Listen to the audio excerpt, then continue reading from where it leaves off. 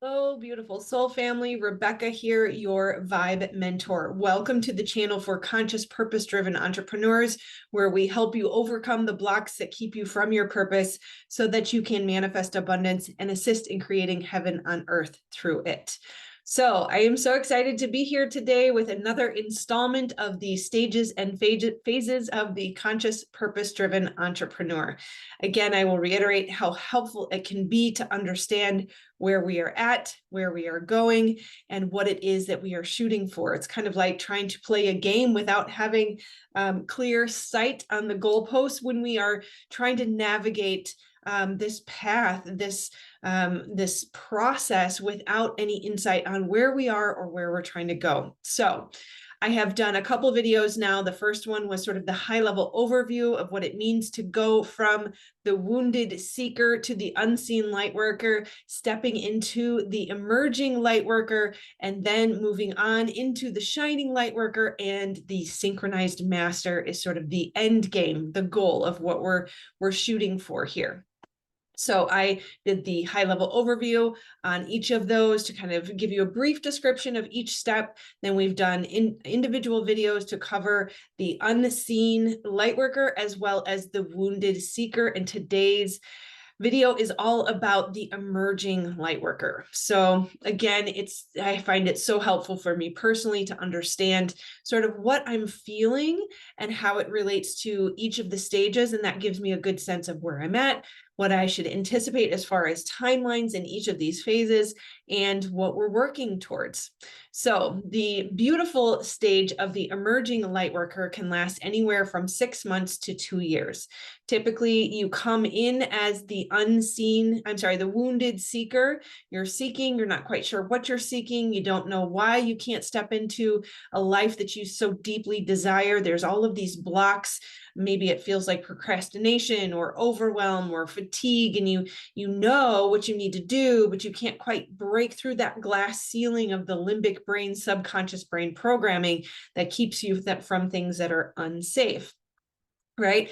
And then once you reach out, you get help, you start somatic healing, whether it's with me or anyone else, somatic healing for either the traumas or the conditioning or the programming that is housed in the body that cannot be healed without incorporating somatic healing.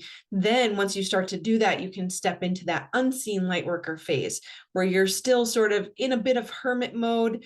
You're still in that cocoon of safety and deconditioning and reprogramming, calming the nervous system, getting all systems to come back online before you can step into the emerging lightworker. And that's what we're going to talk about today. So once we have done the healing work for about 6 months, you'll really start to see sort of a crest of the wave. And what's interesting is towards the end of that, so the wounded seeker is kind of pre-getting help. Then the unseen lightworker healing stages, the early stages of healing are 0 to 6 months. It can happen in about 3 months, but on average, anywhere from 3 to 6 months is where I see people really start to break through into the emerging lightworker. And so I really want to have reasonable expectations, which is why I start this phase as the emerging lightworker around the 6-month stage. There tends to be sort of a downshifting of gears that happens in that unseen lightworker phase, the healing phase, where you may have felt hypervigilance, which can disguise itself as motivation. It can disguise itself as perfectionism, or in some cases, it is more of a shutdown. But there is a decompression phase of the nervous system that is necessary before you start to sort of pick up speed again, before you pick up the momentum, before you're ready to sort of recalibrate, before you feel energized or re-energized to start working on your purpose and your mission again. So know that if you are in the that first 3 to 6 months, you're in the unseen lightworker phase. If you have felt sort of that lull of energy or the decompression phase, it is very natural and normal, and that you will start to feel momentum, feel motivation again as you continue down this journey into the emerging lightworker phase. In anywhere from 6 months to 2 years, you will experience the things that I'm about to go through. right? So when we are starting sort of at that 6-month phase, we've done a lot of healing, we're starting sort of to re-emerge, we are being given the evidence or offered the evidence that the work that we have done has produced fruit, that the somatic healing that we've done is working, and we are seeing evidence on a physical level, a financial level, a spiritual level, a relationship or relational level, I guess you would say, right? Our relationships are starting to improve. And in some cases, that means that they have dissolved and gone away. And in other cases, that means that new people have come in, but we become more, I don't want to say extroverted, but we are out there fostering real relationships, real intimacy in real time. And when I say intimacy, I don't mean romantic relationships. It's more about that deep knowing and understanding, a true intimate relationship. Into me, I see. Intimacy is when we truly see the other and we allow ourselves to be seen, to be vulnerable, and there is a deep acceptance of all that is. There is no resistance to who you are, that you are embraced fully. And so cultivating those intimate relationships in real time is not only biologically necessary, psychologically necessary, spiritually necessary. Of course, for business, this is necessary to be safe out in the world as you are seen. This is one of the hallmarks of this phase, to start to feel comfortable doing that. We no longer feel that rejection or criticism or shutdown that and I don't want to jump ahead too much here, but we're no longer so hypersensitive that we can't sustain the impact of the other, whether that is nourishing or not. We are still solid in our foundation. We know who we are. We understand how someone responds, says nothing about us and everything about them. And we are very solid in who we are, loving ourselves, protecting ourselves, creating those natural healthy boundaries, and in our connection to source. And source is our source of self-confidence, of self-concept, and we no longer rely on or even accept the opinion of the other to impact who we are or our value and worth. Right? We very much understand our needs, and we are meeting our needs for ourselves, which in turn is then attracting people who are meeting our needs for us as well. Right? We're open in a healthy way. So again, that hypervigilance has been quelled. We are no longer in that state of constant gripping the wheel. We are, because of that, open to more guidance. We are receiving more insights, more realizations, more downloads, as they've been called. We are regularly and consistently communicating with divine. I like to liken it to the game of Marco Polo, where it's a ping back and forth, where we're constantly checking in. And again, that is what creates that solid foundation. We no longer fear shining our light. We are bright, we are seen, we are visible. You'll notice when you walk into a room, and I'm sure this has happened to you for most of your life, you walk into the room and people look. But in this case, they look because you're shining brightly. They look because you are attractive. They look because your energy is so big and so beautiful and so amazing and so awesome. They look and they say, "What is that? I want some of that." And sometimes people will still get triggered, and we are still sensitive, but we are no longer shut down by the person who is put off by our light. We are no longer so hypersensitive that we can't tolerate it. We recognize, I feel how you're feeling. I feel that you're triggered, or I feel that you are put off by my big energy. And I'm sorry for that. But I no longer feel the need to overgive or to fix it for you or to solve this problem for you. In fact, I recognize what I'm sensing as a gift because I am now aware of how you're feeling. And I also see it as a privilege to be a catalyst and a gift that I am giving you to be able to trigger you to help you see where you are able to grow. So we recognize that while in our childhood and our upbringing and our life prior to this healing process, we have been a catalyst and we have internalized that as a problem or something wrong with me. But now we see that our light shining will always cast a shadow in the dark. And it is a gift to those that it triggers. because it helps them see where they are playing small. No longer do we feel that we need to play small or shrink back. That when a person is put off by our light, it's kind of a 50-50. They're either going to be drawn to like a moth to a flame that says, I want some of that. How do I do that? Or they're going to be put off and say, I don't like that.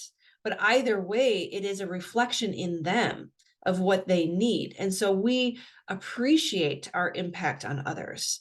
We recognize I'm doing what I came here to do by shining and by letting you see me and by allowing that trigger to happen. And for me to be able to hold that space and to be in that with you, it is a gift that I will give you to stand with you through this, but I will not solve it for you. I will not enable you by taking this away, nor will I play small to make you feel better.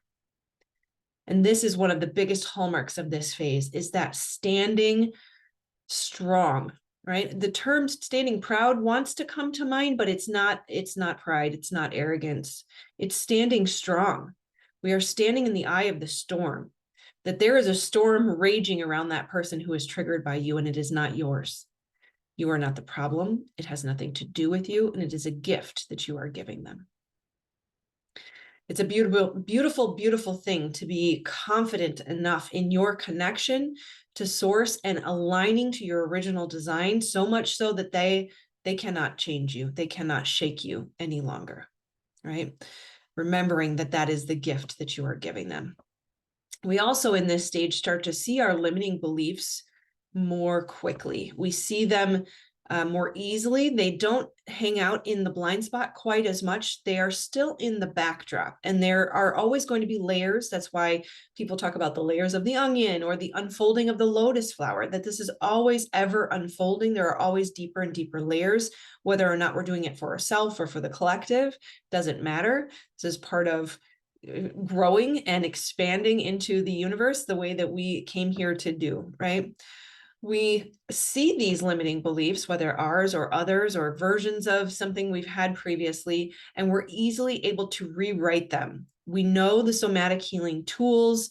We likely still, we will always need the other. I will always need a coach. I have a coach and a therapist.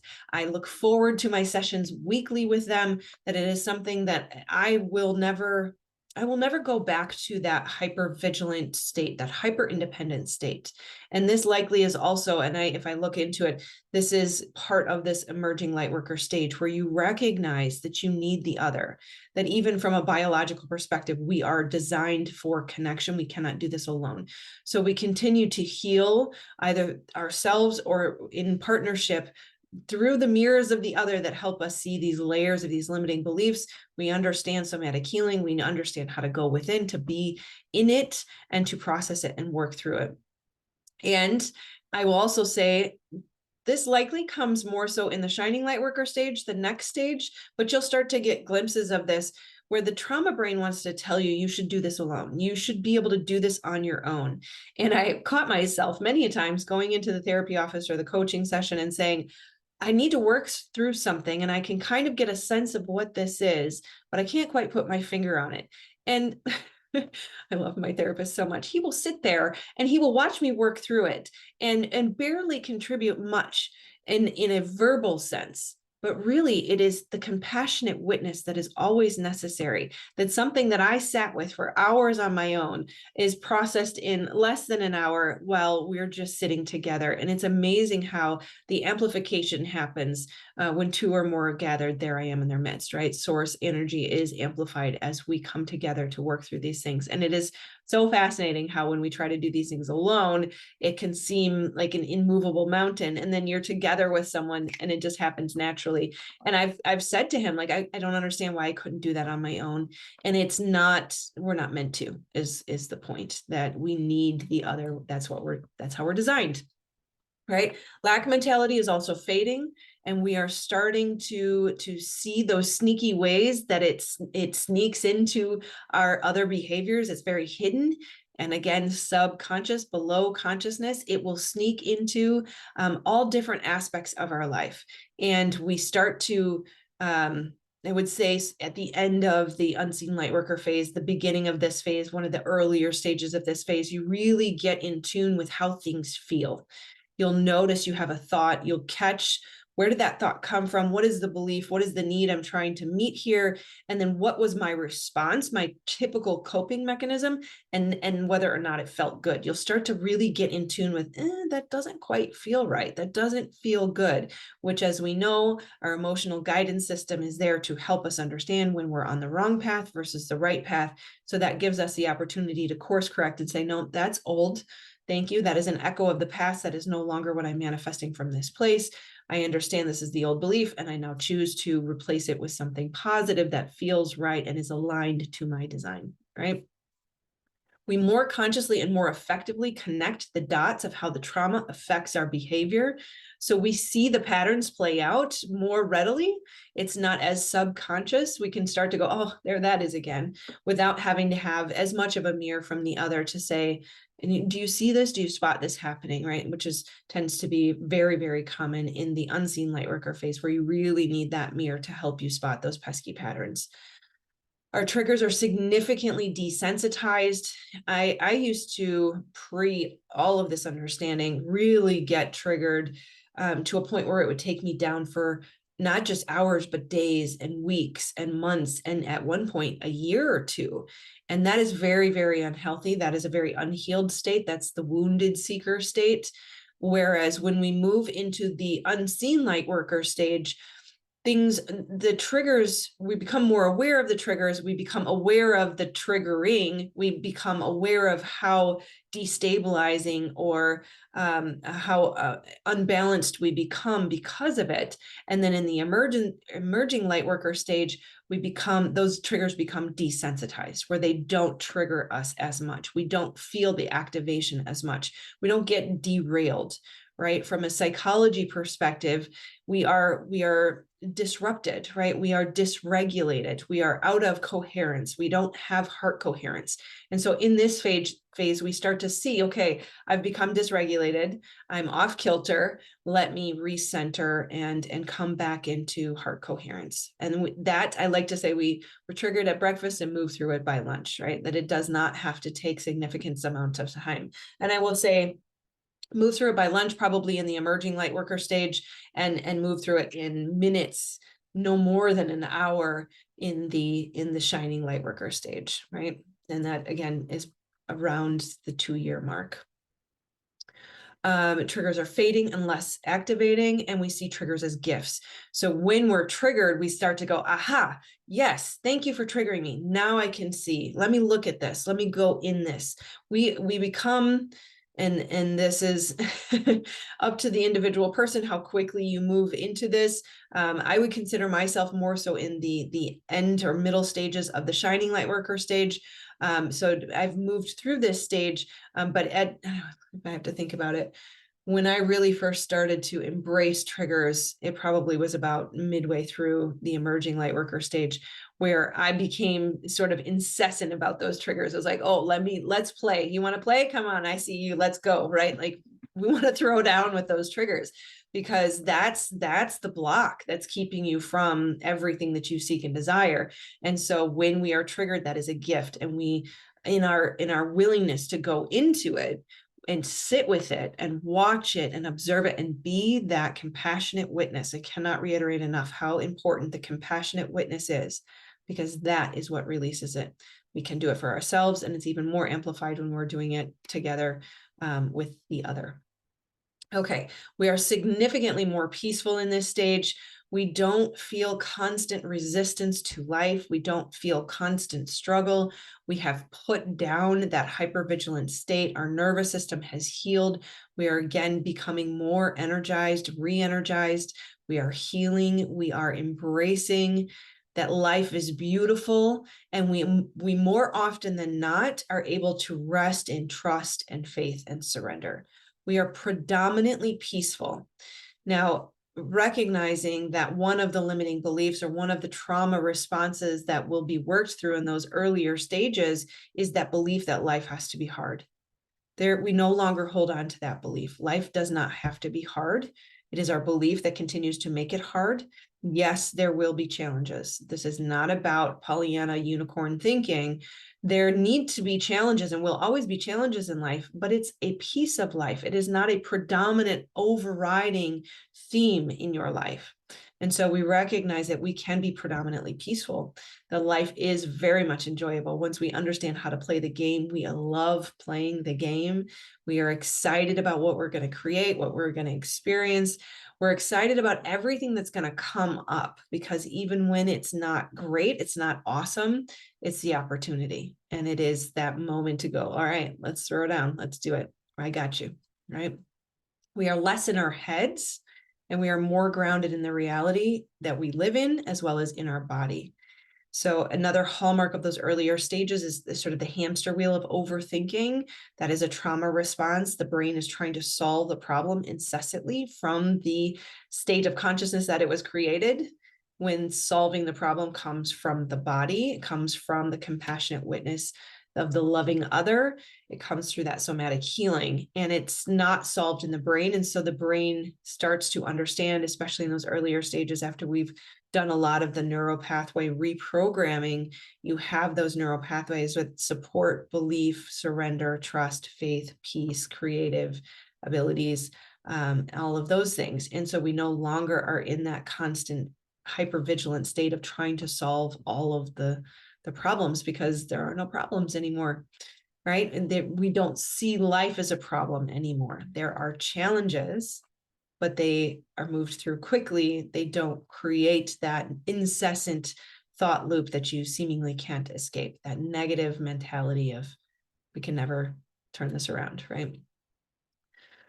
Yeah, we are enjoying life. We are predominantly playing and creating with the divine, having fun, and moving through the challenges that do come pretty quickly. We understand our oneness and we recognize we are one with the divine, which means we are one with abundance and one with all of life. We recognize and we see the perfection in the imperfection. I always like to say you are perfectly imperfect for your purpose. Life is perfectly imperfect the way it is. That we understand that God, source, divine, creator, universe, consciousness is in control. That we are being lived by life, and there is no benefit to being in resistance to what is. And in fact, there is perfection in what is. And we embrace that. And that again allows us that peace of mind that we have been seeking our entire lives. Yes, forgive, for they know not what they do. We are able to find compassion. So when we start to understand our oneness and we see the perfection in everyone and everything, we understand that every person, every situation, every aspect, everything you see and experience is a reflection of the perfection of our source creator. And we stop, we're no longer in resistance to it, but we recognize that when someone misbehaves or they do something that is undesirable, we forgive them because they don't understand that it is their belief in separation. It is their lack of understanding of oneness that creates the hypervigilance, the desire to survive at all costs. The hypervigilance is what creates in people the unfortunate activities, the unresourceful activities or habits or desires. They think they're solving the problem, but they really are not. And so it allows us to step into that place of unconditional love because they don't understand what they're doing. They don't understand in general, and they're hurting because of it, right? The most beautiful part of this phase is that your gifts are coming online. You will discover things about yourself you never knew possible. Not only do we start to recover who we were before the world changed us, we start to understand who we were made to be. We realign to our original design, which means gifts, talents, and skills come online. There are things that you were given, capabilities that no one else is capable of. There is an alchemy of your life soup that will create such magnetic and unique differentiating skills and talents and gifts that no one can touch because they are uniquely yours and yours alone. And it's only after we have healed and gotten all of this trauma up and out of the body that we've relieved the energy that's necessary to allow those things to come forward, right? So I'm using visuals here because if you think of who you are and what you need as sort of the foundation, your original design, that gets pushed down with each new trauma that you are pushing into your body and forcing yourself to tolerate, right? And so as we remove them, we are pulling out these layers of trauma, relieving the energy that it took to sustain holding those in the body.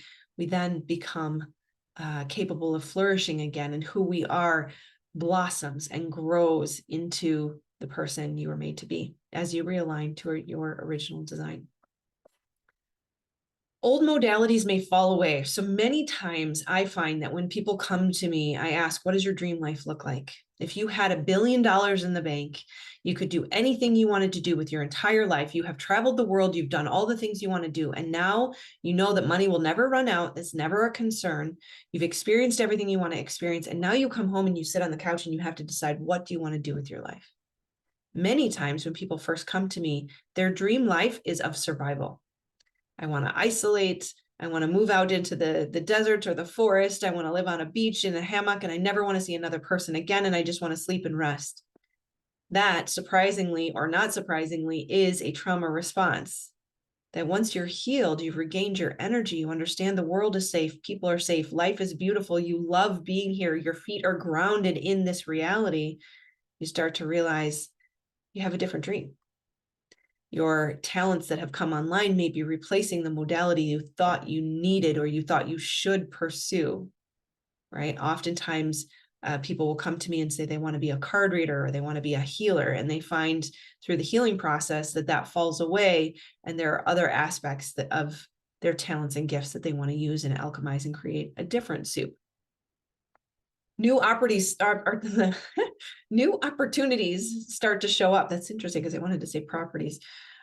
New opportunities start showing up. New doors are opening. It's always those things that come to you that fall in your lap that are made for you. Oftentimes when we're striving or efforting, or it's sort of that feeling of trying to push a boulder uphill, that we are going against the grain. We have a belief that we have to do this thing to be valuable, to be worthy, to prove our worth. And yet when we surrender that hypervigilance, surrender the desire and need to prove our value and worth through this healing process, that's when the gifts start to come online and you realize, hey, I really like these things, and these opportunities start falling in your lap, doors start opening, and you realize that you have a new vision for your life and your passions and interests and talents alchemize in a new direction, right? You are consciously a manifester. I talk a lot about manifestation on the channel because this is who we are. If you are a conscious, purpose-driven entrepreneur, manifestation is going to be a piece of that. And I never wanted to be a manifestation coach because it felt overplayed to me, but it is part of who we are. And so it has to be part of this process. We are creators. We are manifesting all the time, whether we realize it or not. If you don't realize it, that means you're manifesting on autopilot, more of the same from those limiting beliefs that you have not healed. In this stage, we become conscious manifestors. We start to harness our manifesting abilities. We move from passive visualization into active visioning and architecting our life, understanding that everything is energy, and it starts with us first. As within, so without. And we are using our conscious, creative, imaginative abilities to architect. And I believe Abraham Hicks calls it segment intending, where we are architecting each segment of our life. You wake up in the morning consciously with the intention of, I'm going to architect my day today. And you see how you want your day to play out. And you can even rewrite old situations that are, say you had a recent interview that didn't go well, and you want to recreate that interview and recreate something that went better for you. That is possible. So using your creative manifestation abilities to become the architect of your life is a hallmark of this stage. We also have a very good idea of our purpose at this point. Like I mentioned, our gifts have come online. We are consciously creating that. We have a good understanding of business. So these later stages, it's not just about being a spiritual being and manifesting all day, or meditating all day. Once we've moved through the healing process and understanding that we chose to incarnate here on earth, we have to have our feet grounded in this reality, and understanding what it takes to run a business is a critical component of that. We can't just fly by nights, right? Fly by the seat of our pants, that there is a necessary understanding of how to dig into marketing and sales and leads. We understand that selling is helping, and we are rewriting the rules of the game for a conscious, purpose-driven entrepreneur, that there is less rigidity around how it has to be done, and some flexibility in adapting how we do go about things, and making sure that we're connecting with source. We're still continuing to play that Marco Polo. We're tapping in for guidance every day at every activity, and reevaluating, even though we were told a month ago this was the thing to do, is this the thing today? But also really, like I said, grounding into the reality of what it takes to run a business. Getting intimate with the numbers, understanding how to run an Excel spreadsheet, understanding how to have a budget, understanding what your return on investment is. Things of that nature are required for you to be successful. And in order to help people, in order to impact and make a true difference in the world, we have to be able to understand business and understand how to get reach, how to reach people, how to be heard, how to be seen, how to create awareness around what it is that you are teaching or sharing or offering. We understand that selling is helping, and I repeat that for a reason, because it is very, very important that we erase the beliefs or the perceptions or the stories that we have told ourselves around anything but money and sales in general.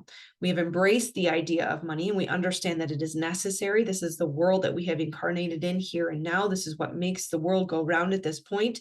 And so we have to embrace the fact that in order for me to create networks of schools that are going to help billions of children step into their purpose, I need billions of dollars to do that. Right. And I embrace that, and I will use it consciously, and I will use it wisely, and I will use it for good.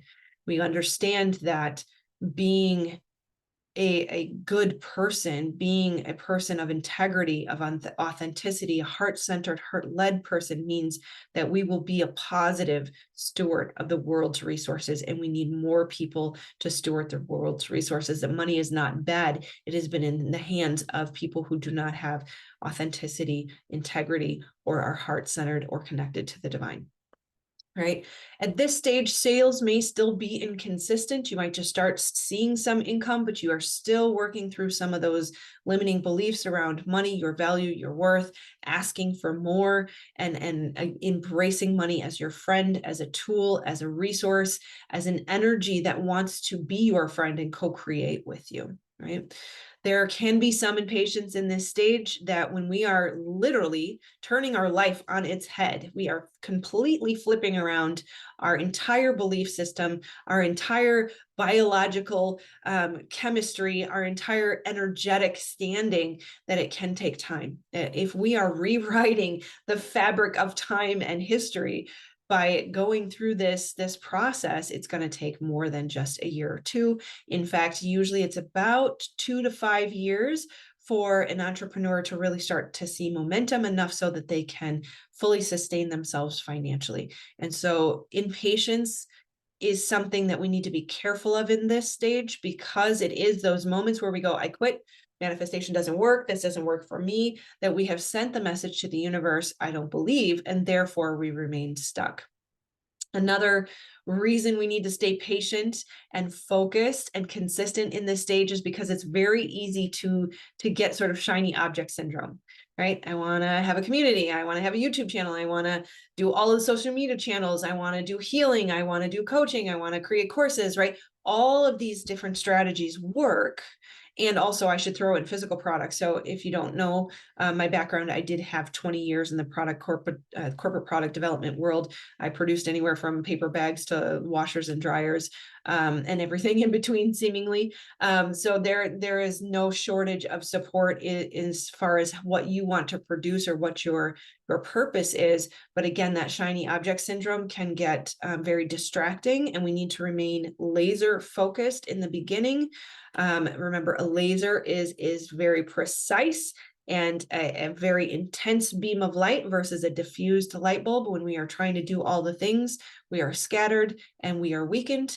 So in the early stages, you pick one strategy, one product, one goal, one message, one niche, and you hammer it home until that starts to grow. It has its own momentum and you can start to expand, get help, get a team, things of that nature. Right. In this stage, some frustration or impatience can come as the universe is testing whether or not you have fully integrated the healing, the new beliefs, the integration, the core cellular level, the embodiment of the things that you have learned. So that can also be a reason for some of the impatience. Yes. So yes, shiny object syndrome can be challenging. We don't want to jump from things. We need to stay the course, stay in trust and faith. Remember that we are supported, and part of those money challenges that can kind of ebb and flow, that feeling of 2 steps forward, 1 step back as your relationship with money continues to evolve, can come from that the process of still integrating the belief that we are cared for, the knowing that it is not our human doing that is creating this business or this abundance, that it is God, source, divine creator, universe that is providing for you because you are remaining in alignment. You're remaining committed to your path. You are humble in your service to the creator and the other, our brothers and sisters, our beautiful beings who are part of us, right? We are one. We are all in this together. Remaining in love, being that compassionate witness, remaining in unconditional empathy and love for the other, and continuing to offer support from a place of abundance and not a lack of worth where we need to prove our value and worth.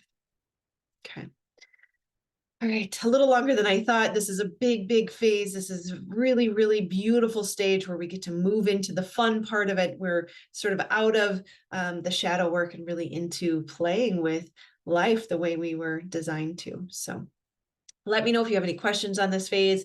I look forward to bringing you the next phase of the Shining Lightworker on the next video. And until then, I will see you on the next video. If you do need help with anything, I should say, I do offer free 30-minute sessions. There's a link below. Otherwise, we have a community of people who are also working through this. If you'd like community to jump in and see the course there and start to work through things there as well. All right. I love you, my friends. Namaste.